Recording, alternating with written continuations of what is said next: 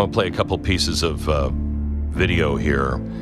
Cut 9, please. This is Erica Kirk and our second lady, Vice President Vance's wife, holding hands coming off of Air Force 2 as they land in Phoenix.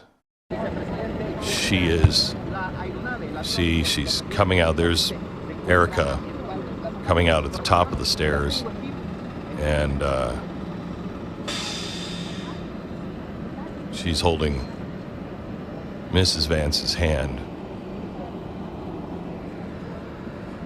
You see, Charlie's wife just looks like she's just, like a widow who, like Jackie O looked when she arrived back home in Washington, D.C. Cut 10, they're loading Charlie's body into a hearse yesterday to bring it home. And you see one of the pallbearers is J.D. Vance. And I find myself saying this all the time. This is something I've never seen before in my life. I have never seen...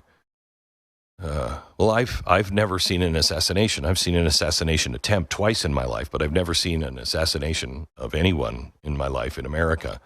And then I don't remember this from the history books, having our vice president or our president involved at this level, moving the body back home. The Vances are, I think they're remarkable people. I think he's going to be an incredible president. I think he is going to be an incredible president. But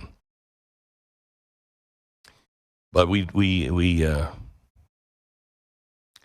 the Vances, usually a society gets what it deserves. I'm not sure we deserve the Vance family at this point. Here's when the plane touched down, Air Force 2, when the plane touched down, here's the welcome home from the tower. Listen. 26 Southwest 56 up. Welcome home, Charlie. You didn't deserve it. May God bless your family.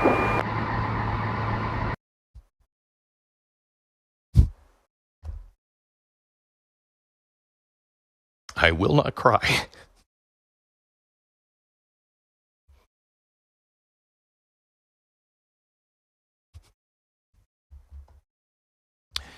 President Trump said later this month the funeral will be held, and he is planning on attending. And I'm assuming that will be in Phoenix, where they will lay him to rest. I think we need to stop calling Charlie Kirk an activist or anything else. A political figure. It's time to call him what he really was. Because of what he died doing, Charlie Kirk is a civil rights icon. Charlie Kirk was a civil rights leader that was martyred standing up for civil rights. And it is time that our side declares that and stands on that and claims that territory. These so-called civil rights leaders that have been around for the last 30 years are jokes. They're money hustlers, they're dividers, and they have nothing to do with civil rights. Martin Luther King was a civil rights leader. Martin Luther King was that man. RFK Jr. could even be called a civil rights leader. JFK could be called a civil rights leader. They led the way. Everyone else was just playing it for cash and for power, and I'm sick of it. Charlie Kirk died standing up and trying to show people how to exercise your civil right in a civilized manner. And they gunned him down before him because of it. It's time to start calling him Charlie Kirk, the civil rights leader. You have John on? Yeah, John, how are you? Thank you for coming on today. Well, Glenn. I'm well, thank you. Yeah, I couldn't agree more with what you just said. You're right on the money. So, John Solomon from Just the News. John, we have apparently the guy in custody. What do we know about this? Correct. So we believe he's a man that looks just like the photo. We believe that after the FBI put out the photos and had some other information they were pursuing about friends and affiliates of this shooter, that the father and minister apparently played a role in getting this man to surrender. We don't know much more than that. Hold on just a sec, John. Would you do me a favor, and would you check, because everybody's using the word minister, and in Utah, the word would be bishop. If he was an LDS member, it would have been bishop, and I'm interested to know if it was. I don't have that level of detail. I've been asking, obviously, because it is Utah, and you think that way, but we don't know. It's only been described by law enforcement to me as a minister or a clergy person, so we don't know more than that. Hopefully we'll know more soon, but you're right. It's the right question to ask. We've been asking it. Good. But and they're still interrogating. They're still doing search warrants and other things. But they feel pretty confident based on the way this came through. And I think the question now becomes: in what circle was this young man working, and what ideology was he lured into? It sounds like he comes from a good family. Obviously, a family. If accurate about the father's cooperation, even doing the right thing at a painful moment like this. But in what circle was he walking, and where was he getting radicalized, and what was the ideology driving this? And I think we're going to learn a lot about some entities and groups in Utah that will maybe give us some sense of what was festering right below our noses. This is a problem on social media, particularly in the last 5 years. We've allowed a lot of different ideologies and groups to fester, and they're picking off our children, even children that come in good homes. And we'll have to just wait and see, but that's the early assessment I've gotten from law enforcement. A lot of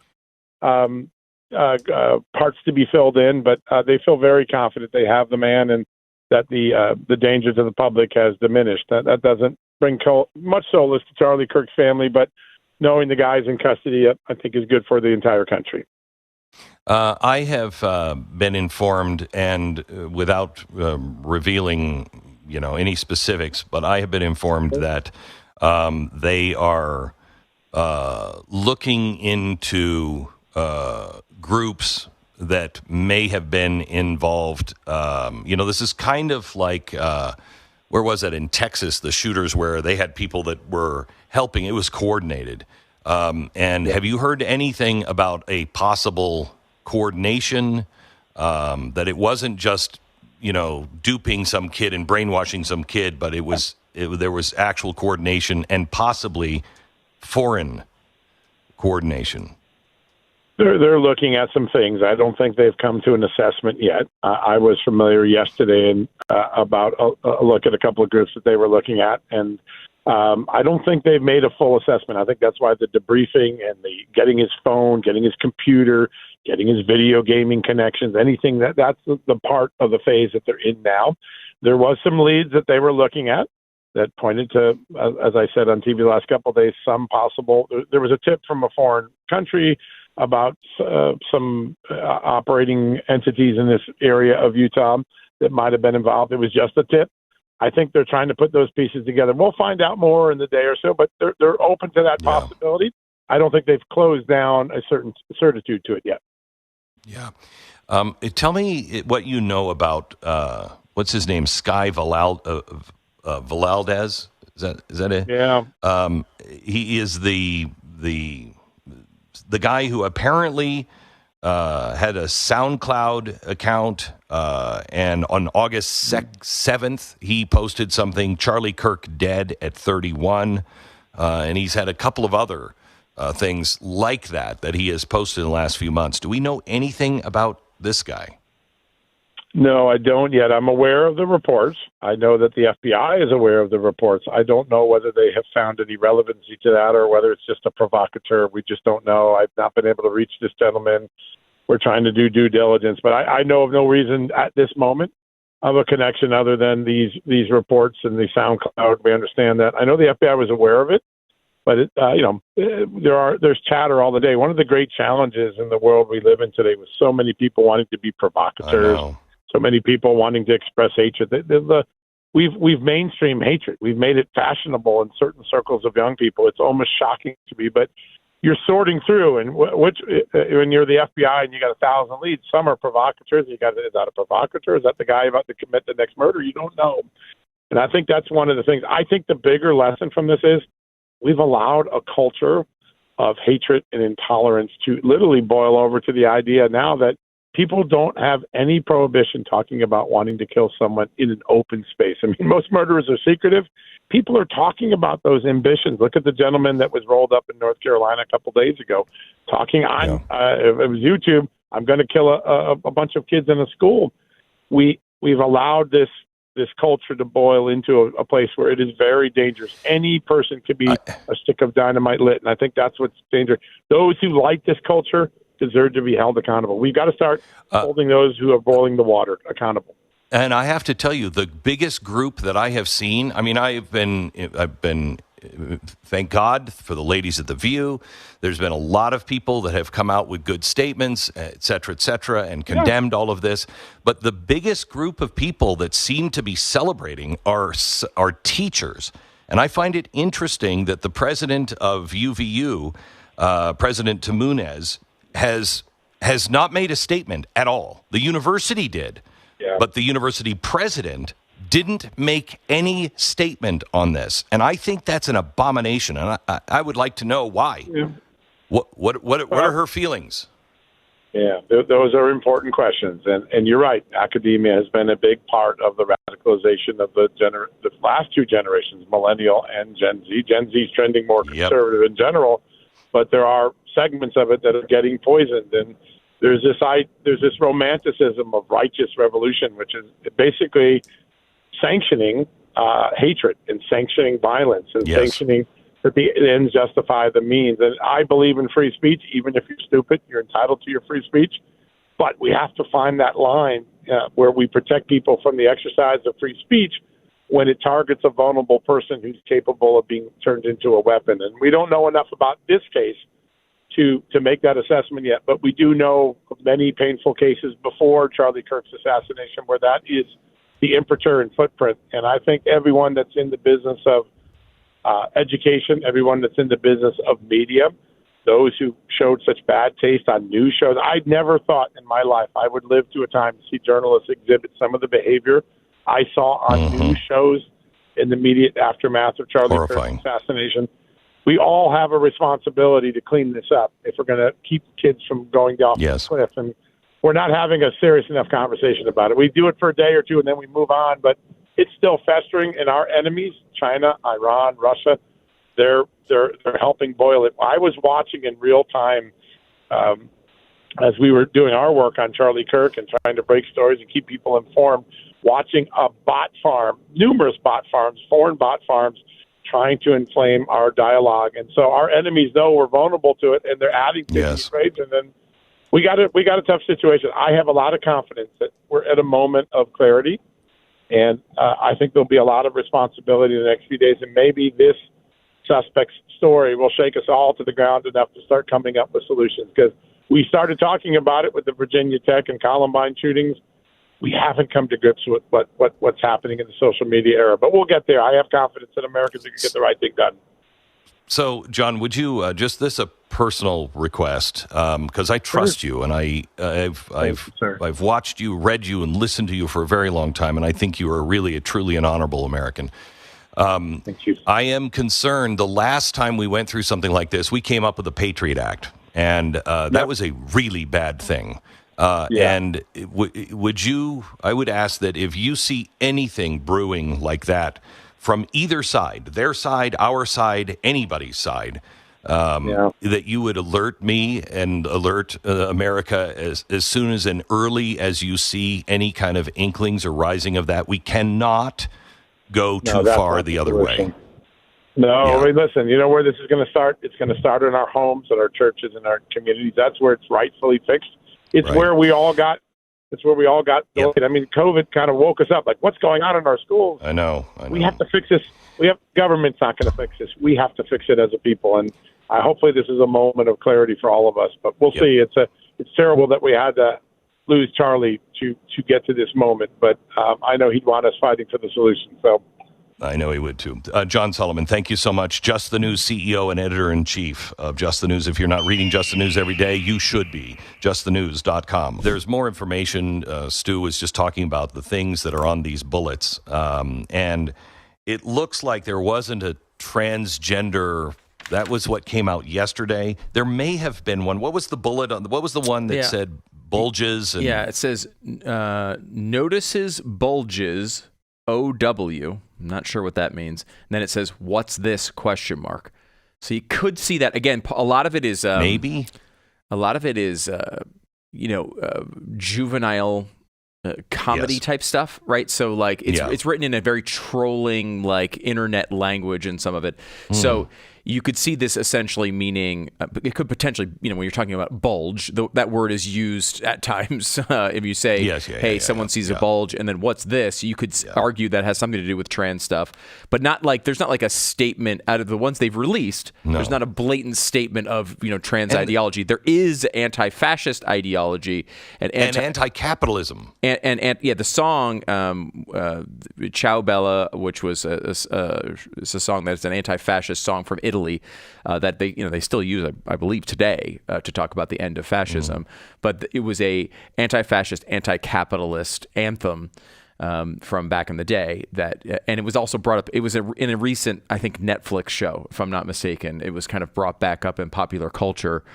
Used in that way, this goes to the education and I heard, and I don't know if this is true, so please know this is something that I heard from somebody that was in class at UVU in Utah that said when it was found out, when the teacher or somebody said that Charlie Kirk had been shot on campus, the class cheered, and that teacher, from what I understand, did not say anything about that.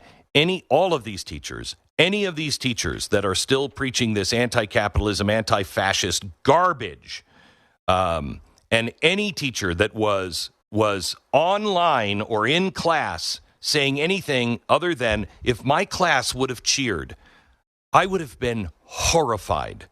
And I would have said, stop it right now. We may not like Charlie Kirk. We may not agree with his message, but he has a right to speak. Stop that. And any teacher that didn't do that in a cheering classroom, any teacher that is cheering this stuff on or is excusing this needs to be fired. I don't care if you're a kindergarten teacher or a tenured professor. And if those universities won't fire those people that are encouraging revolution in our country, their federal funding should be cut off. I don't have a problem with free speech. I don't have a problem. You're an anti-capitalist. You're whatever. You don't like the right. You don't like John. You have a right to have that opinion. But if you are encouraging this kind of stuff and encouraging revolution, you do not have a place in an American classroom. Period. And Glenn, if I may, we still don't know a lot, right? We still are at the very beginning of this, and it's important to note that a lot of these things can change, and our understanding of this can change. However, what we do know fits an interesting pattern that we've discussed for a very long time. What we're looking at as the initial indications of this family seems to be a very good family. It seems to be that. Hang on, let me interrupt. Sure. Please pray for this family. Please pray for this family. Let's remember how the Amish dealt with the shooter. Remember the Amish, the milkman that came into the Amish community, lived in the community, went into the school and killed all of their children. Just killed them in school. And while the families were still taking the bodies out of the classroom, one Amish man said to his wife, "My gosh, that mom that lives here in our own community of the shooter, she lost a child too, and we haven't thought of anything about her." And they went and comforted her while they were still pulling their children's bodies out of the classroom. They are remarkable people. And we should be more like that. We should embrace this family and help this family heal. They are suffering as well. And how much of a pariah they must feel like the whole world is condemning them. You know what it's like to be a parent today. We have to be there for this family. Yeah, the initial reporting is that, and again, it's important to note that we don't know all of this, and we will know more as we go forward. But the initial reporting is that the family seemed like a very good family. The kids seemed like kids that were good in school, were somewhat high achievers. That at least up until they left for college, everything seemed to be going pretty darn well. And then we see reports also that the parents said that he had become full of hate, that he had become much more political very recently, and that this ends, allegedly, with this shooter writing, killing Charlie Kirk because he believes he's a fascist. Now, we know, and we have talked about for a very long time, that, I mean, everybody in the media, everybody on the left has been telling the American people that any conservative figure, anyone who wants lower taxes, anyone who believes a man is a man and a woman is a woman, and all the things that we've talked about over the years, all of those people are fascists, and there's no other way to talk about it. We don't know that this is what happened, but it fits the fact pattern that we've been worried about for a very long time. Someone who grows up, who has a head on his shoulders, who goes to a university, who is bathed in internet culture and political nonsense from the people that we talk about on a daily basis, telling us lies about who's a fascist and who isn't, and eventually gets to a place where he decides to murder a young father because he believes he's a fascist. It fits a fact pattern that we've worried about for a very long time. It's shocking, but in a way, so not, right? It's so predictable. Not stunning or shocking at all. I can predict what's coming next. It's not hard. It is not hard unless we turn this corner. As we salute civil rights leader Charlie Kirk.